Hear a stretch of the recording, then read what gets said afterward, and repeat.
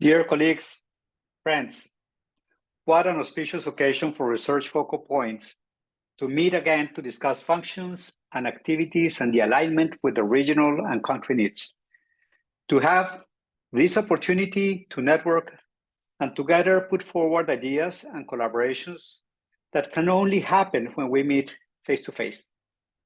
We're fortunate to have a team to advance these functions at AMRO, the Americas Regional Office, or PAHO, and I felt most privileged to represent our team at this meeting. Well, fate have it differently. My flight was returned to the airport last night and later canceled. And today my connection flights were canceled, and so were those in which I was rebooked. So I was unable to join you in person. Nevertheless, I want to share our insights. So I have made this recording to present in the next 10 minutes 3 key aspects of these functions and activities that we want to emphasize and provide a backdrop for the discussions on the roles, responsibilities, and boundaries between WHO headquarters, regional office focal points, and the links with the counterparts in member states and WHO representations. The first of the 3 elements is the role of coordination and harmonization within and between regions and between headquarters and the regions. This role is intrinsic to this meeting and to our everyday exchanges.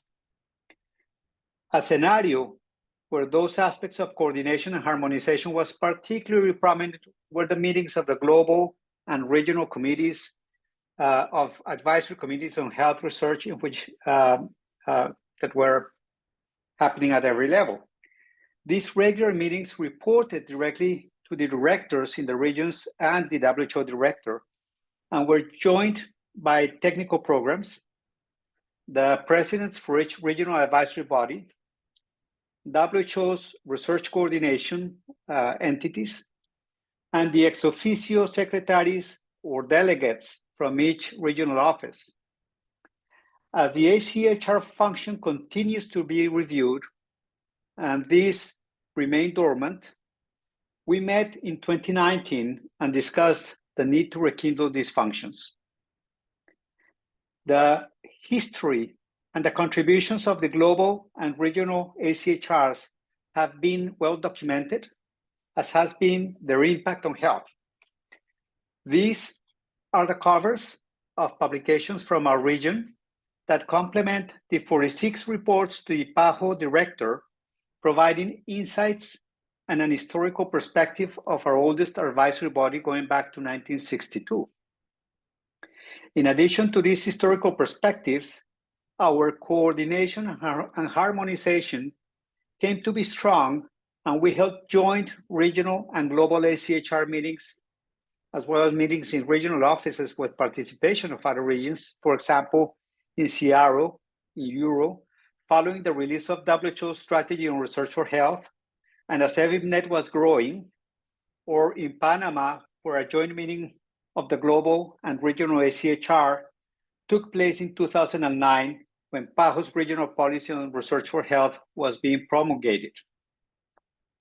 These ACHR meetings were unique opportunities for coordination and harmonization, and I want to stress 2 things that happened at those meetings.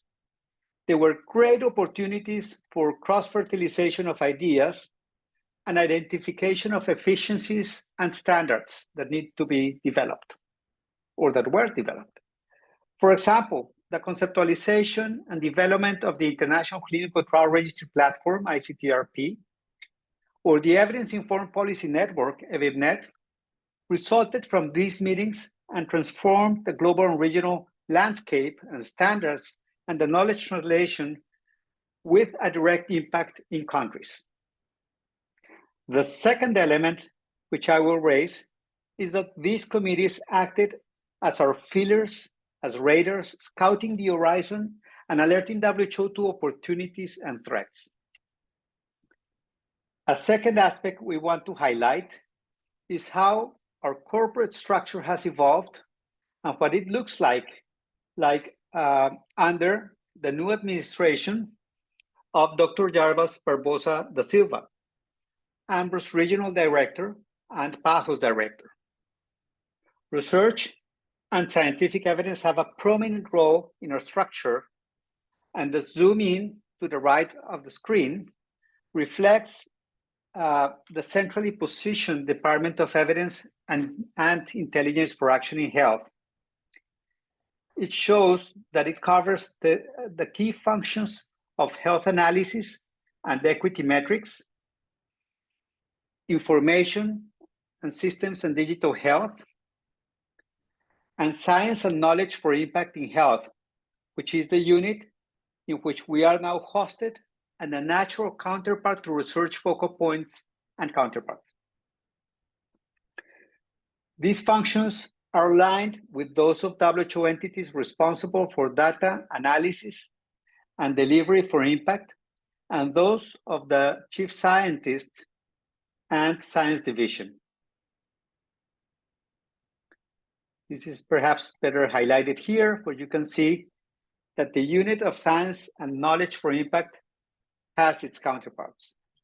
This is key to keep a good programmatic planning, and it is also essential that financial support aimed to these functions is allocated and followed through until it reaches this specific unit.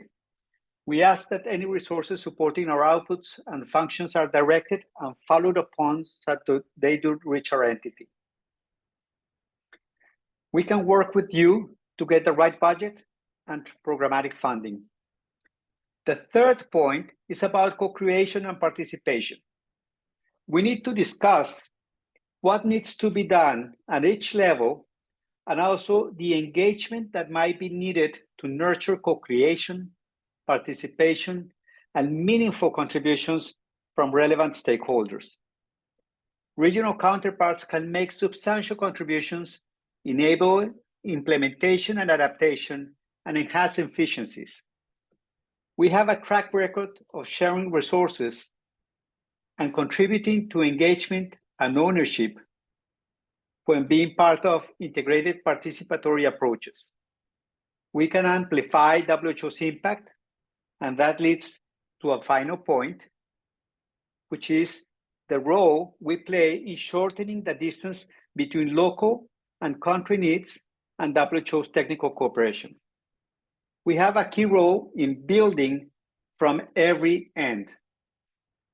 In summary, our three functions and activities that we want to put forward together today are the coordination and harmonization, the corporate structure and counterparts, including the funding, and the co-creation and participation by shortening the gap between country needs and technical cooperation.